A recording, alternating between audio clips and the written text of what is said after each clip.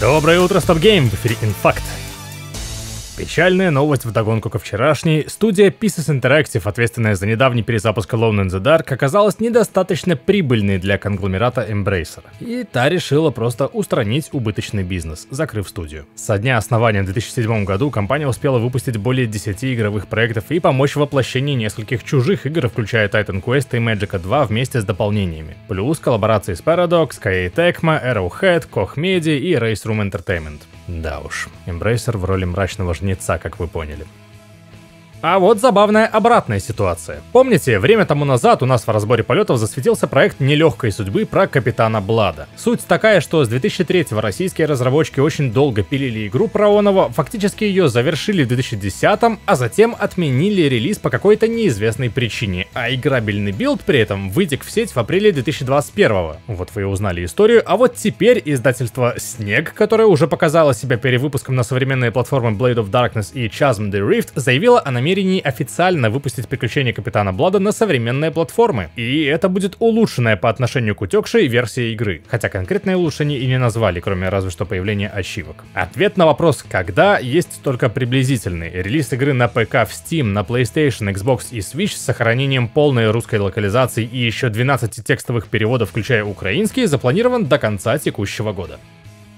Продолжаем тему анонсов. Это трейлер видеоигры по кинофраншизе «Тихое место» A Quiet Place: The Road Ahead. Созданием игры занимается студия Stormind, ответственная за дилогию survival хорроров Remothered, а издавать ее станет Saber Interactive. Как и в фильме, игроку предстоит тихориться от злющих чудищ, которые реагируют на любые едва громкие звуки. Дать им бой, судя по всему, будет нельзя, и придется проходить игру гуськом, прячась по закоулкам. Сюжет будет рассказывать о молодой женщине, которая помимо выживания в апокалипсисе вынуждена справляться с семейными конфликтами и личными страхами. Также заявляется некая вариативность прохождения, требующая от игрока изобретательности. Необходимо внимательно изучать локации, применять особенности окружения и искать свой путь к цели. Релиз хоррора также должен состояться до конца этого года на современных игровых платформах, исключая Nintendo Switch.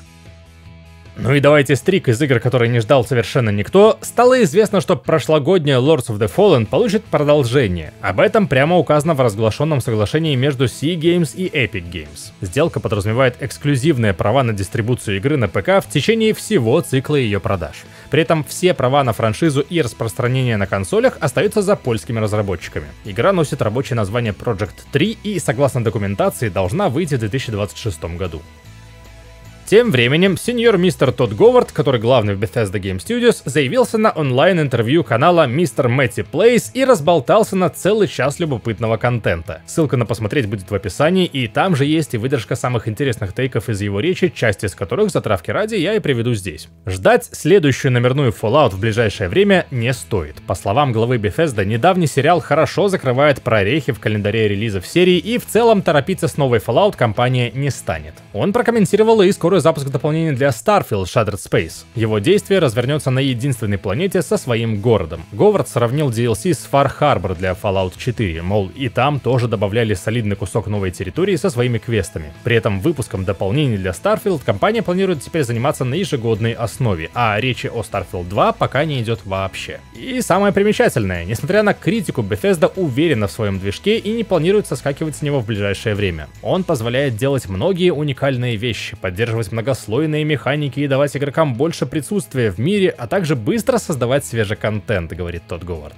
Ну, лишь бы вам удобно было, правильно? Неправильно.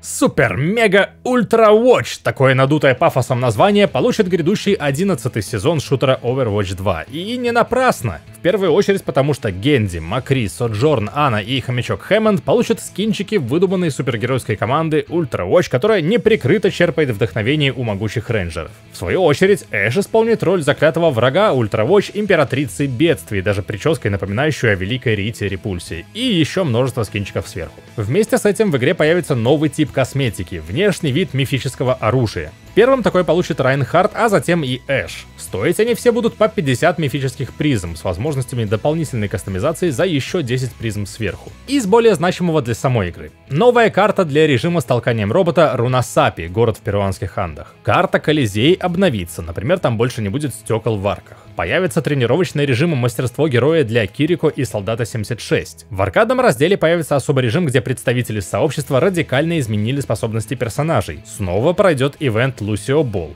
Пройдет еще одна хакнутая версия быстрой игры, там можно будет выбирать апгрейды. Конечно же, снова перелопатит баланс персонажей. И маленькая приятность, если вы не успели доделать еженедельные задания на прошлой неделе, то новая неделя не уберет их, а позволит закончить и уже после этого приступить к свежим еженедельным заданиям. Старт сезона намечен на 20 июня, полную выдержку грядущего обновления опять-таки ищите на нашем сайте по ссылке в описании.